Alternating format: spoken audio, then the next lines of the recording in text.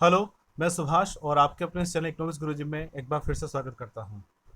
पिछले वीडियोस में हमने जो अर्थशास्त्र की समष्टि और व्यष्टि से संबंधित जो फर्स्ट चैप्टर स्टार्ट किया था, उसी क्रम में आगे बढ़ते हुए इस वीडियो में हम आर्थिक विश्लेषण की कौन कौन सी मुख्य विधियां होती हैं उसके बारे में अध्ययन करेंगे।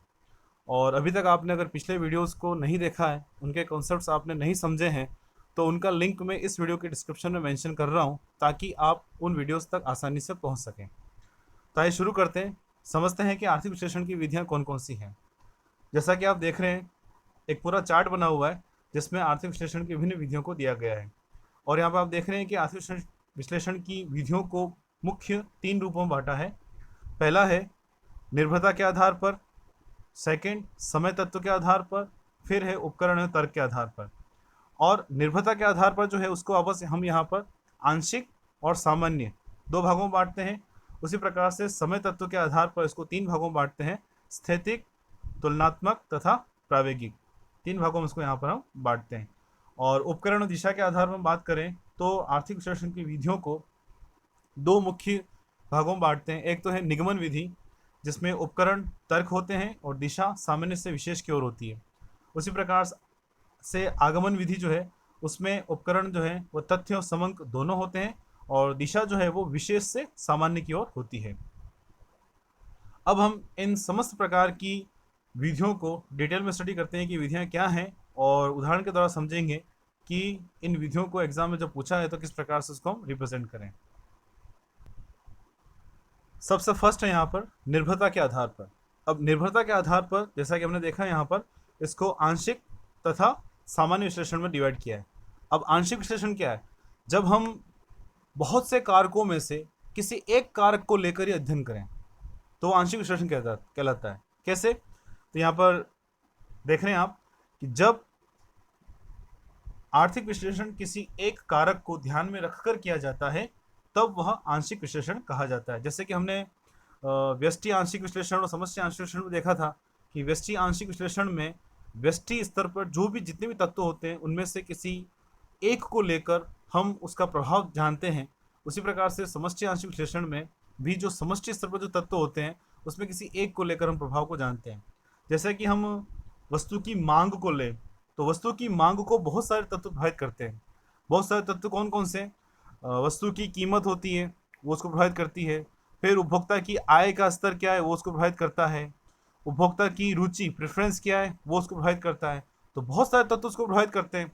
संबंधित वस्तुओं की कीमतें क्या है, Px और Pr, ये भी उसको प्रभावित करते हैं।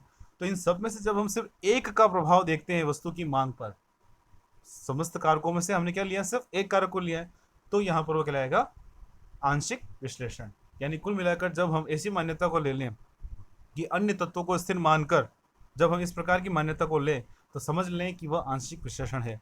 जैसे कि मांग के नियम में, पूर्ति के नियम में हम देखेंगे आगे जाकर। फिर उसके बाद आता है सामान्य अध्ययन अथवा विश्लेषण, जस्ट उल्टा आंशिक विश्लेषण का। आंशिक विश्लेषण में क्या था कि हमने समस्त कारकों में से किसी एक कारक के प्रभाव को जाना। जब हम समस्त कारकों को परिवर्तनशील मान लें, यानी समस्त कारकों का प्रभाव एक साथ देखें कि उनका क्या प्रभाव वस्तु की मांग पर पड़ रहा है। जैसे कि हमने देखा है कि वस्तु की कीमत, संबंधित वस्तु की कीमतें, उपभोक्ता क्या है, इनका क्या प्रभाव वस्तु की मांग पर पड़ रहा है, एक साथ अगर हम अध्ययन करेंगे तो वो कहलाएगा सामान्य अध्ययन अथवा सामान्य विश्लेषण। तो आप देख सकते हैं यहाँ पर कि जब आर्थिक विश्लेषण सभी कारकों को ध्यान में रखकर किया जाता है तब वह सामान्य अध्ययन कहलाता है। ठीक है, आगे बढ़ते हैं हम। फिर आता है समय तत्व के आधार पर। अब समय तत्व के आधार पर हम देखते हैं कि क्या विश्लेषण वो स्थैतिक है, गत्यात्मक है या तुलनात्मक है, उसको हम यहाँ पर देखते हैं। तो स्थैतिक विश्लेषण, आर्थिक विश्लेषण समय के एक विशेष बिंदु के संबंध में होने पर स्थैतिक विश्लेषण कहलाता है। यानी जब हम वस्तु की मांग को ही लें कि हम वस्तु की मांग को आज जो दिनांक है, आज वर्तमान में जो दिनांक है, उस दिनांक में वस्तु की कीमत, जैसे कि एक मोबाइल को ले, मोबाइल की कीमत 10,000 रुपये होने पर आज उस वस्तु की मांग, उस मोबाइल की मांग बाजार में 100 थी, कुल बाजार मांग, तो कहलाएगा यहाँ पर स्थैतिक विश्लेषण, क्योंकि हमने यहाँ पर एक समय बिंदु को लिया है। ठीक है। फिर तुलनात्मक विश्लेषण, जब हम तुलना करें, हम आज वस्तु की मांग और कल या परसों कितनी मांग थी उसकी तुलना कर रहे हैं। आज मतलब देश के स्तर पर देखें तो इस वर्ष में कुल उपभोग कितना है और पिछले वर्ष में कुल उपभोग कितना था, उसको अगर हम देखेंगे तो यहाँ पर तुलनात्मक विश्लेषण कहलाएगा यहाँ पर। ठीक है, तो तुलनात्मक विश्लेषण में क्या होता है कि जब आर्थिक विश्लेषण समय के दो बिंदुओं से संबंधित स्थितियों की तुलना करने पर क्या आता है, तो उसे हम तुलनात्मक विश्लेषण कहते हैं। उसी प्रकार से प्रायोगिक विश्लेषण, जब साम्यों के मध्य होने वाले परिवर्तन की श्रृंखला, ठीक है, का आर्थिक अध्ययन किया जाता है, तो उस आर्थिक विश्लेषण को प्रायोगिक विश्लेषण कहते हैं। अलग अलग समय पर अलग संतुलन होते हैं। हम देखते हैं कि रोज ही बाजार में किसी वस्तु की मांग पर वस्तु की कीमत पर अलग अलग मांग होती है। तो आज कितनी कीमत थी, कितनी मांग थी, कल कितनी मांग कीमत थी, कितनी मांग थी, परसों कितनी कीमत थी, परसों कितनी मांग थी, या फिर पिछले महीने, पिछले साल इस कीमत पर कितनी वस्तु की कुल मांग थी, उसकी तुलना अगर हम आज कर रहे हैं तो उसके कारण क्या रहे हैं।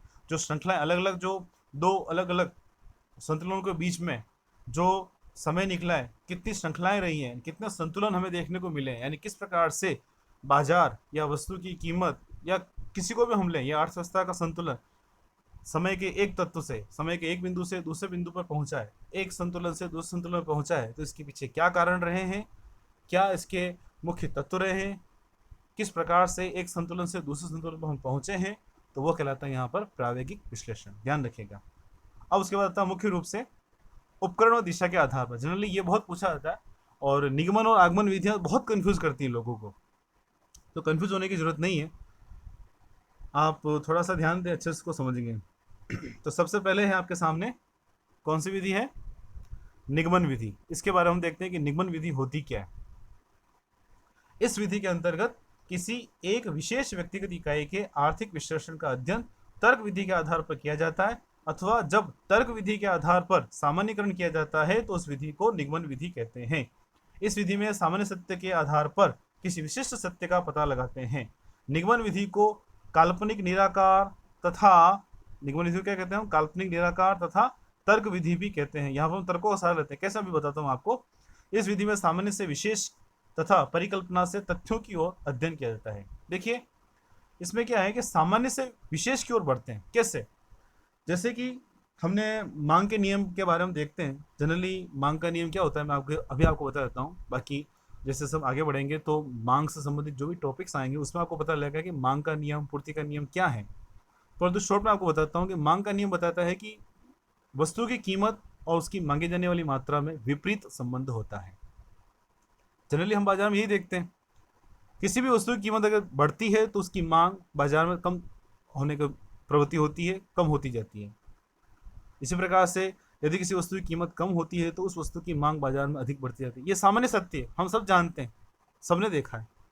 परंतु जब हम इसको विशिष्ट रूप से तर्क के आधार पर देखें, हम इसको जानें कि वास्तव में सही है या नहीं है, और हमने एक उदाहरण लिया, एक दुकानदार को लिया, वो दुकानदार को हमने बोला कि भाई ये 10 प्रकार की जो इकाइयाँ हैं वस्तु की वो आपको बेचनी है, आज इतनी कीमत पर, कल इतनी कीमत पर, परसों इतनी कीमत पर। तो सपोज आज उसने 10 रुपये पर उसने 5 इकाई को बेचा, कल 15 रुपये हो गई वस्तु की कीमत तो वो 2 इकाई बेच पाया, फिर 20 रुपये हो गई तो 1 इकाई बेच पाया। तो हमने यहाँ जब जाना कि सामान्य सत्य जो लोग कहते हैं उसको हम तर्क के आधार पर देखा, हम तर्क कह सकते हैं, तर्क दे सकते हैं कि जब बाजार में वस्तु की कीमत को बढ़ाया गया तो उस स्थिति में उस वस्तु की मांग जो है लगातार घटती गई। तो इसके आधार पर हम कह सकते हैं कि यदि किसी वस्तु की कीमत बाजार में बढ़ती है तो उस वस्तु की मांग, डिमांड जो है वो लगातार घटती है। यही मांग का नियम हो गया। तो इसे कहते हैं निगमन विधि। यानी जब अर्थशास्त्र में इस प्रकार का अध्ययन किया जाए, नियमों को बनाया जाए, सिद्धांतों को बनाया जाए, सामान्य सत्य से विशेष की ओर बढ़ा जाए, तो वह कहलाता है निगमन विधि के आधार पर अध्ययन। आई होप समझ में आ गया होगा आपको अच्छे से। नहीं आया तो एक बार वापस इसको रिवाइंड करिए। नेक्स्ट अब आगे बढ़ते हैं हम। अब आता है आगमन विधि के आधार पर, जस्ट उल्टा निगमन विधि के। निगमन विधि में क्या था, सामान्य से विशिष्ट की ओर, और इसमें हम जाते हैं विशिष्ट से सामान्य की ओर। आपने विज्ञान के प्रश्नों का उत्तर तो दिया होगा, बहुत से क्वेश्चन पूछे जाते हैं। जैसे कि छोटा सा एग्जाम्पल लेते हैं कि प्रकाश संश्लेषण की क्रिया को समझाइए, तो उसमें आप क्या करते हैं, उसका चित्र बनाते हैं, उसकी विधि का लेते हैं, प्रयोग क्या क्या था आपने वो पूरा बताते हैं। तो एक नियम आपको पूछा प्रकाश संश्लेषण, आपने उसको पूरा डिटेल में अंकों से, आंकड़ों से, तथ्यों से पूरा उसको बताया आपने। इस प्रकार से अर्थशास्त्र में भी है। जैसे कि पूछा गया है कि भाई मांग का नियम क्या है, तो उसको हम व्यावहारिक रूप में लाएंगे। मांग का नियम बताता है कि वस्तु की कीमत और वस्तु की मांग मात्रा विपरीत संबंध है। ठीक है, एक नियम हो गया। अब इसको हम व्यवहारिक रूप में कैसे लाएंगे कि हम किसी वस्तु की कीमत को लगातार बाजार में बढ़ाते जाएंगे तो उस वस्तु की मांग जो है लगातार कम होती जाएगी। या फिर जब हम मांग के नियम को बताएं कि अलग अलग कीमतों पर मांग कितनी थी, जैसे कि वस्तु की कीमत 10 है, 10 से घटकर 8 हुई, तो उस वस्तु की मांग जो है पहले 20 इकाइयाँ थी वो अब बढ़कर 30 इकाइयाँ हो गई। तो आपने क्या लिया, यहाँ पर आंकड़ों का सहारा लिया, तथ्यों का सहारा लिया, आपने वस्तु की अलग अलग कीमत को ली, अलग अलग मांग को यहाँ पर ली, फिर आपने उसका चित्र बना के उसको बताया। तो इस प्रकार से अगर हम अध्ययन करते हैं तो वो कहलाती है यहाँ पर आगमन विधि। देखते हैं क्या है, पढ़ते हैं इसको। तो इस विधि के अंतर्गत आर्थिक विश्लेषण के सामान्य नियमों को किसी एक विशेष व्यक्तिगत इकाई के आर्थिक व्यवहार में खोजते हैं। ठीक है, यानी एक सिद्धांत को हम व्यवहारिक रूप में देखते हैं। इस विधि में आंकड़ों अथवा समंकों एवं सांख्यिकी की विभिन्न विधियों द्वारा अध्ययन किया जाता है। इस विधि के अंतर्गत वास्तविक जगत में घटनाओं से संबंधित तथ्यों के संकलन, वर्गीकरण एवं विश्लेषण के आधार पर निष्कर्ष निकाले जाते हैं। और आगमन विधि को अनुभव पर आधारित विधि अथवा ऐतिहासिक विधि भी कहते हैं। आपने सांख्यिकी के बारे में देखा होगा, सांख्यिकी में बहुत सारे विधियां हैं। हम आंकड़ों को इकट्ठा करते हैं, उनका वर्गीकरण करते हैं, उनको फिर हम चित्र में या फिर दंड आरेख में, वृत्ति आरेख में प्रदर्शित करते हैं, फिर उनका विश्लेषण करते हैं और लास्ट में उसका निष्कर्ष निकालते हैं। तो वो क्या है, यहाँ पर ये वो आगमन विधि ही है। यानी किसी विशेष बात को हम तथ्यों समूहों के आधार पर वर्गीकरण करते हैं, क्लासिफिकेशन करते हैं, सब कुछ करते हैं और अपने निर्णय तक पहुँचते हैं। ठीक है। अगला जो कॉन्सेप्ट है छोटा सा, मान्यताएं, उसको हम लेते हैं। मान्यताएं किसे कहते हैं? मान्यताएं जनरली हम अर्थशास्त्र के नियमों का अध्ययन करते हैं। और अर्थशास्त्र के नियम क्या हैं? अर्थशास्त्र क्या है? व्यावहारिक बाजार में जो आर्थिक क्रियाएं हैं उनको हम कागज पर सिद्धांतों और नियमों के रूप में अध्ययन कर रहे हैं। और व्यवहारिक रूप से जो भी सिद्धांत नियम जो होते हैं समाज में, समाज की प्रयोगशाला में, अगर उनको हम कागजों में अध्ययन करेंगे, हम आंकड़ों की सहायता से उनको समझाने की कोशिश करेंगे तो बहुत मुश्किल होता है, क्योंकि बहुत सारे कारक होते हैं जो सम्मिलित रूप से प्रभाव दिखाते हैं। तो हम कुछ मान्यताएं ले लेते हैं, या हम कुछ माना हुआ मानते हैं, कुछ स्थितियों को हम फिक्स मान लेते हैं, स्थिर मान लेते हैं, और उसके आधार पर फिर जब हम अध्ययन करते हैं तो वो अध्ययन थोड़ा सटीक बैठता है। बाकी जब अगर हम मान्यताएं नहीं लेते हैं तो अध्ययन सटीक नहीं बैठ पाता है। जैसे कि मैं भी आपको छोटा सा एग्जाम्पल बताऊं कि यदि मोबाइल की कीमत बढ़कर 11,000 हो गई, 10,000 से बढ़कर 11,000 हो गई, तो बाजार में मोबाइल की कीमत बाजार में मोबाइल की मांग जो वो घट जानी चाहिए। परंतु यदि उपभोक्ताओं की आय भी बढ़ जाए तो क्या बाजार में मोबाइल की मांग घटेगी? नहीं घटेगी, उतनी रहेगी, या हो सकता है और पहले से बढ़ जाए। तो इस स्थिति में क्या हुआ, कीमत का प्रभाव वस्तु की मांग पर हम देखने जा रहे तो वो नहीं मिलेगा। इसलिए कुछ मान्यताएं हम यहाँ पर लेते हैं। वो मान्यताएं क्या है, मान्यताएं किसे कहते हैं, और हम अर्थशास्त्र में मुख्य रूप से कौन कौन सी मान्यताओं को लेते हैं, ठीक है, वो हम यहाँ पर अध्ययन करेंगे। तो मान्यताएं कुछ मूलभूत एवं आवश्यक बातें, दशाएं या शर्तें होती हैं। इन मूलभूत व आवश्यक बातों, दशाओं या शर्तों का पूरा होना किसी नियम व सिद्धांत के लिए आवश्यक होता है। जैसे कि मैंने आपको बताया, मान्यताओं के अंतर्गत कुछ ऐसी प्रस्थापनाएं और परिस्थितियां होती हैं जिन्हें दिया हुआ मान लिया जाता है। अब वो परिस्थितियां, वो प्रस्थापनाएं कौन सी हैं अर्थशास्त्र की, मुख्य रूप से वो हम देखते हैं। सबसे पहली है अन्य बातें समान रहने पर, यानी अन्य बातें समान रहे। जैसे कि हम वस्तु की कीमत और वस्तु की मांग का भाव देख रहे हैं, तो हम अन्य बातें जैसे कि उपभोक्ता की आय, उपभोक्ता की वस्तु संबंधी रुचि, संबंधित वस्तुओं की कीमतें, वो भी प्रभावित करती है वस्तु की मांग को। तो हम उनको स्थिर मानेंगे तभी तो हम जान पाएंगे कि वस्तु की कीमत का प्रभाव वस्तु की मांग पर क्या पड़ रहा है। इसलिए सबसे पहली मान्यता यही है, अन्य बातें समान रहने पर। फिर आर्थिक इकाई की विवेकशीलता, जो भी आर्थिक इकाई का हम अध्ययन करें, चाहे एक मजदूर है, चाहे एक उपभोक्ता है, या एक बाजार है, या एक फर्म है, हम सबको विवेकशील मानते हैं। वो यानी वो सोच समझ कर निर्णय लेते हैं। उसके बाद थर्ड है आर्थिक मानव, यानी हम यहाँ पर आर्थिक मानव की परिकल्पना को ले रहे हैं कि जिस मानव की हमने यहाँ पर अध्ययन के लिए उपयोग में लिया मानव को, वो एक आर्थिक मानव है, वो आर्थिक गतिविधियां कर रहा है। ठीक है, सामाजिक कार्यकलापों को हम यहाँ पर कतई नहीं ले रहे हैं, हम उसकी आर्थिक गतिविधियों को लेते हुए अध्ययन कर रहे हैं। उसके बाद साम्य संतुलन की आरंभिक दशा, जब हम समष्टि अर्थशास्त्र की बात करते हैं तो हम पहले ही मानते हैं कि अर्थव्यवस्था संतुलन में है, अब किसी कारण से यदि अर्थव्यवस्था में असंतुलन आया है, जैसे कि बेरोजगारी बढ़ी है, गरीबी बढ़ी है, तो क्यों बढ़ी है, इसको कैसे दूर करें, इसका अध्ययन हम अर्थशास्त्र में करते हैं। उसके बाद विशेष सामाजिक, राजनीतिक एवं आर्थिक संस्थाओं से संबंध है। सामाजिक संस्थाएं होती हैं, बहुत सारे एनजीओ होते हैं। राजनीतिक संस्थाएं हैं, नीति आयोग हो गया। आर्थिक संस्थाएं हैं, सेबी हो गया, रिजर्व बैंक हो गया। इनके द्वारा लिए गए निर्णय भी अर्थशास्त्र की आर्थिक गतिविधियों, अर्थशास्त्र में जो होने वाली आर्थिक गतिविधियों को प्रभावित करते हैं, इसलिए हम ये मानते हैं कि उनमें गहरा संबंध है। फिर उसके बाद जीव विज्ञान और भूगोल से संबंध है। जीव विज्ञान और भूगोल के कारण ही पर्टिकुलर किसी विशेष क्षेत्र की आर्थिक गतिविधियां संचालित होती हैं। जो क्षेत्र पहाड़ी है वहाँ की आर्थिक गतिविधियां अलग होगी, जो क्षेत्र मैदानी है वहाँ की आर्थिक गतिविधियां कुछ अलग होगी।